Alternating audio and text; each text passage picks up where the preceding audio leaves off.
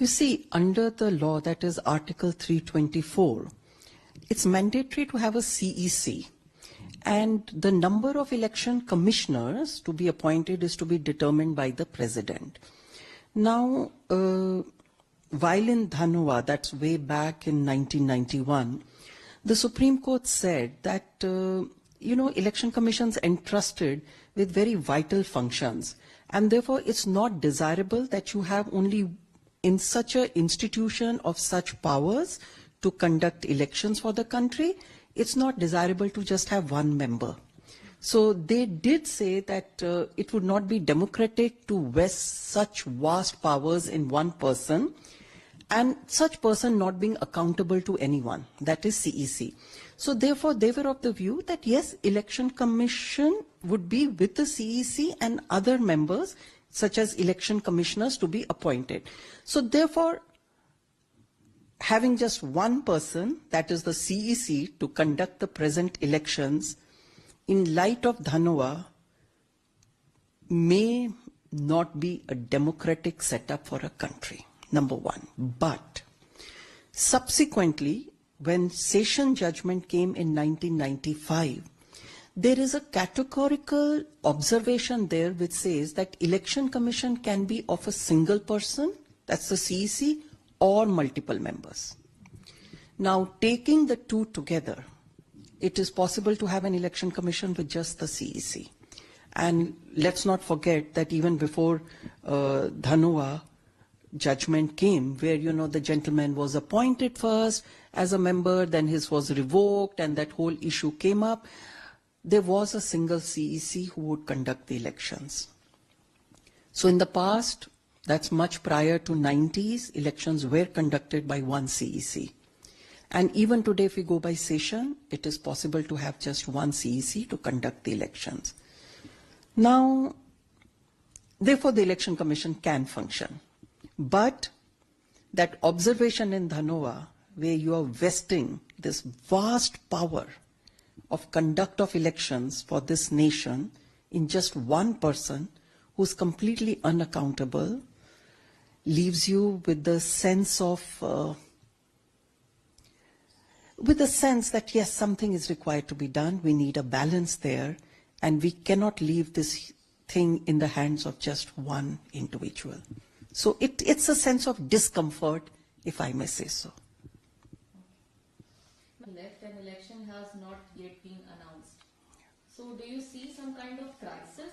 And what is the way out that Lok Sabha election is conducted smoothly? I was just recalling that for your election of 2019, you had issued a press release, if I'm not mistaken, on 10th of March or so, and the results were announced on 23rd of May. And that, I presume, is because the Lok Sabha would stand dissolved on the 5th of June.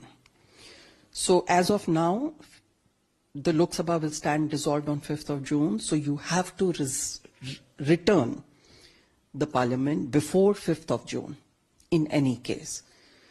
I agree with you that unless and until you don't announce the election now, and given the size of our democracy and our country, last time we've had an election which spanned out over more than a month.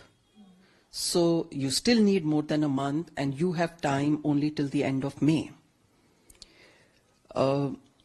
So therefore, while, as I told you earlier, that it is open to the Chief Election Commissioner, he can announce, because session said that it can be single member or it can be multiple member. So a single member is also an election commission. He can, if he wants to, announce the elections. But whether we as a polity want to repose that kind of a trust in a single person is a thing that we need to really consider. Number two, if we do not complete our elections by 5th of June, then the parliament stands dissolved. Then under the constitution, you have to return the parliament. The maximum time that you have is 6 months, which is again Article 85, which says within 6 months, that's the time frame that you have. But I do hope that an incident like this does not result in calling for that position that we give the time of 6 months to hold an election. No, elections are important for a country. We are a democratic setup.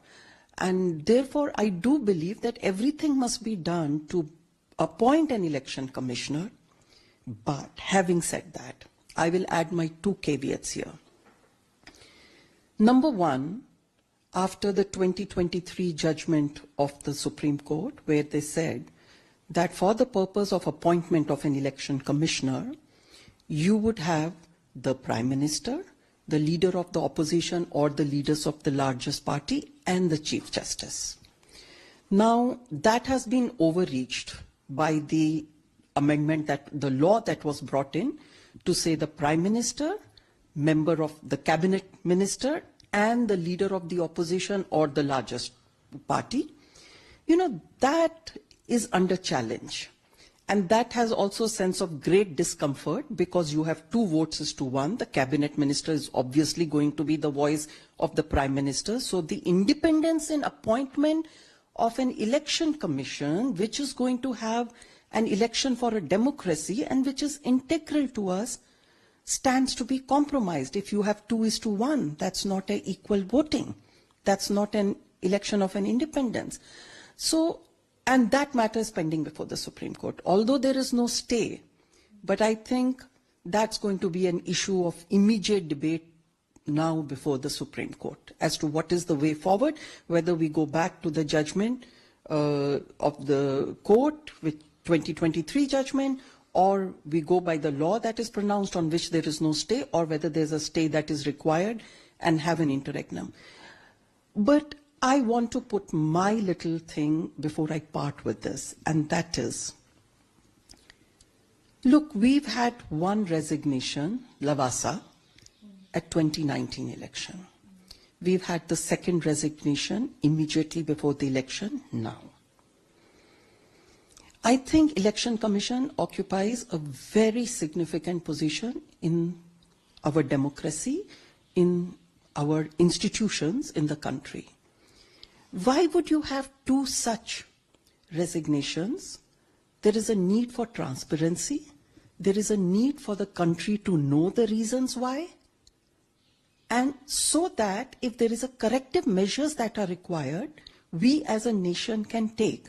But we cannot have this thing where people resign on the eve of the election, leaving the country in a, it's a nation in a disarray to that extent. And why should there not be transparency and light on what is the reasons for these resignations? Somebody, either they stand up, who occupy, they have a constitutional post, mind you, that's a constitutional provision.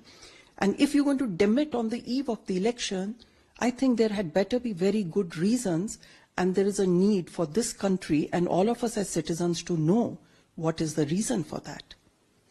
I think that to me is a very significant thing, the transparency, the light on all of this.